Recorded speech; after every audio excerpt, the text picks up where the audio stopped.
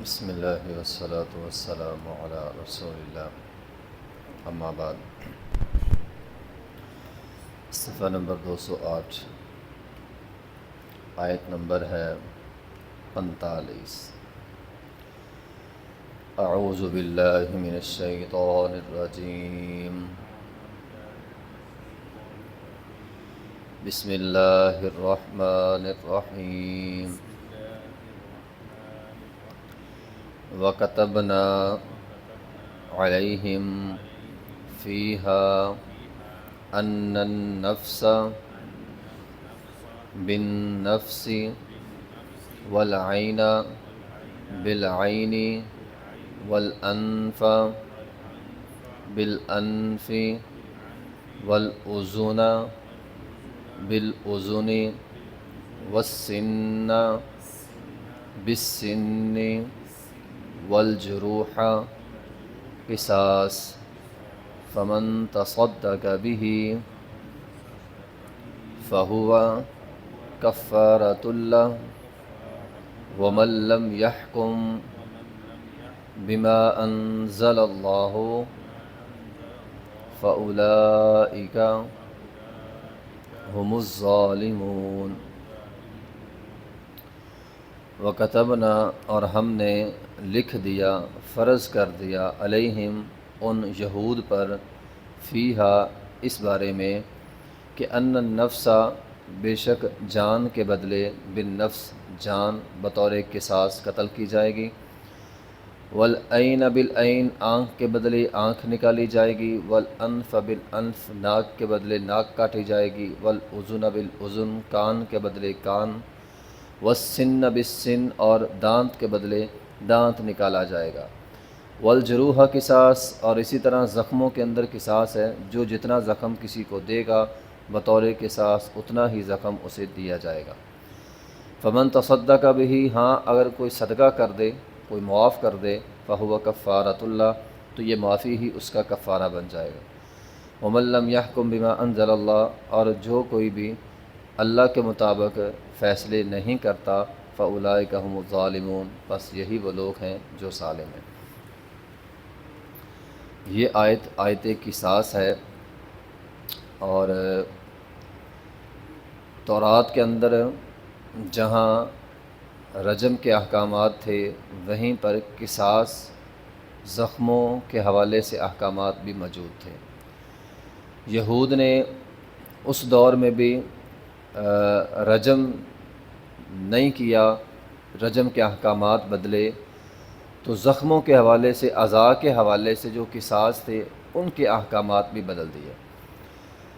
نبوی دور میں کیا ہوتا تھا، یہود کے 2 قبیلے تھے، 3 تھے ویسے تو، بنو نذیر ان میں طاقتور تھا، بنو قریظہ کمزور تھا۔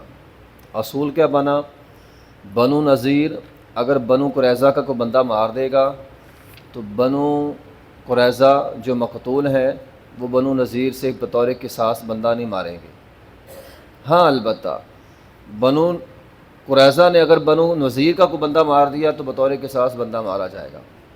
وہی امیر غریب والی، اونچے بڑے چھوٹے والی، انہوں نے تفریق جو ہے وہ رکھی ہوئی تھی۔ تو اللہ تعالیٰ نے اس کی وضاحت یہاں کی ہے، وَكَتَبْنَا عَلَيْهِمْ فِيهَا، در حقیقت تو یہ تورات کے احکامات تھے کہ تورات کے اندر یہ بطور قصاص بیان ہوا ہے، لیکن ایک بنیادی اصول یاد رکھ لیں، تورات کا کوئی بھی حکم، انجیل کا کوئی بھی حکم اگر قرآن بیان کرے اور قرآن اس میں ہمیں یہ حکم نہ بھی دے کہ یہ تمہارے لیے، صرف منع نہیں ہے ہمارے لیے، تو وہ حکم بعین ہی ہمارے لیے بھی ہوگا۔ جیسا کہ یہ ہے کہ اللہ تعالیٰ نے یہ احکامات تو ہیں تورات کے، لیکن چونکہ قرآن میں بیان ہو گئے اور ہمارے لیے منع نہیں ہے کہ یہ کام تم نے نہیں کرنا، تو یہ حکم ہمارے لیے بھی وہی درجہ رکھتا ہے۔ تو وَكَتَبْنَا عَلَيْهِمْ، ہم نے فرض کر دیا، یعنی یہ ہمارے اوپر بھی فرض ہے کہ ان النفس بالنفس، جان کے بدلے جان ہوگا۔ تو قرآن نے اصول یہ بیان کیا، جان کے بدلے جان قتل ہے، خواہ کوئی چھوٹا ہے، خواہ کوئی بڑا ہے، خواہ مرد ہے، خواہ عورت ہے، خواہ امیر ہے، غریب ہے، اگر ایک مرد عورت کو قتل کر دے، یہود کے ہاں اگر عورت قتل ہو جاتی تھی تو بطور قصاص مرد کو قتل نہیں کیا جاتا تھا، قرآن نے اصول بیان کیا، نفس جان ہے، جان کے بدلے جان ہے، عورت کی بھی جان ہے، اگر کوئی بندہ کسی عورت کو قتل کر دے گا بطور قصاص اس بندے کو قتل کیا جائے گا۔ بچے کی بھی جان ہے، اگر کوئی بڑا کسی بچے کو قتل کر دے گا تو بطور قصاص اس کو قتل کیا جائے گا، کیونکہ بچے کی بھی جان ہوتی ہے۔ تو جان کے بدلے جان، روح کے بدلے روح، اگر کوئی کسی کو قتل کرے گا کسی جان کو تو بطور قصاص قتل کیا جائے گا۔ ہاں البتہ یہ بات ہے کہ اگر کوئی مسلمان کسی کافر کو قتل کر دے تو قصاص میں مسلمان کو قتل نہیں کیا جائے گا۔ یہ بخاری کی حدیث ہے، نبی علیہ الصلوۃ والسلام نے فرمایا کافر کا خون مسلمان کے خون کے برابر نہیں ہے۔ ایک لا الہ الا اللہ محمد رسول اللہ پڑھنے والا بندہ ہے، ایک لا الہ الا اللہ کا منکر ہے، کافر ہے، تو کافر کا خون مسلمان کے خون کے برابر نہیں ہے۔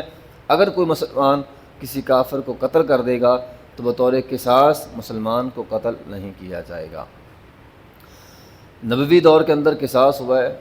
ایک یہودی نے ایک مسلمان بچی تھی، لڑکی تھی، اس نے کچھ زیور سونے کے پہنے ہوئے تھے، تو جو چور ہوتے ہیں ان کے دماغوں میں لالچ ہوتی ہے، اس نے اپنی لالچ کو پورا کرنے کے لیے وہ سونا لینے کے لیے کوشش کی، بچی نے نہ دیا تو اس نے بچی کا سر 2 پتھروں میں رکھ کے کچل دیا، یعنی بچی کو قتل کر دیا۔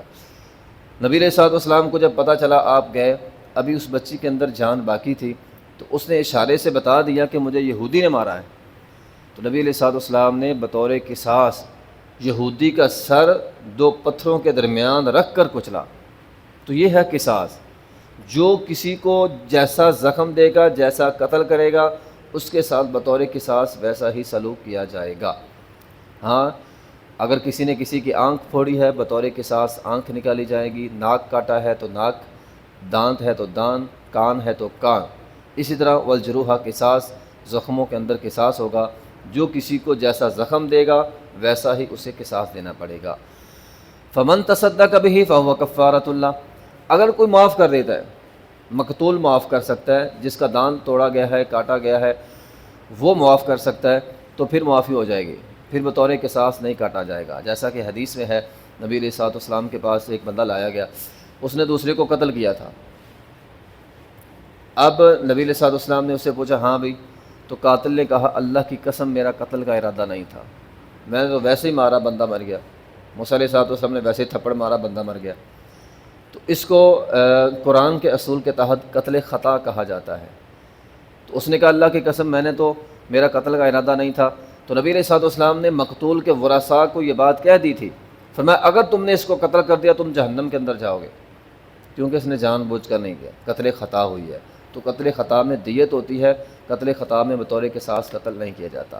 اسی طرح ایک اور واقعہ ہوا تھا، انس بن نضر ہے، ایک صحابی تھے، ان کی پھوپھو تھی، انہوں نے ایک بچی کو تھپڑ مارا۔ اب جب بچی کو تھپڑ لگا، اس بچی کا دانت ٹوٹ گیا۔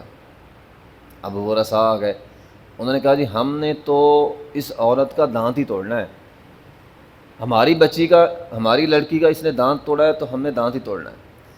اب انس بن نضر رضی اللہ تعالیٰ عنہ کہنے کہ اللہ کی قسم میری پھپھو کا دانت نہیں توڑا جائے گا۔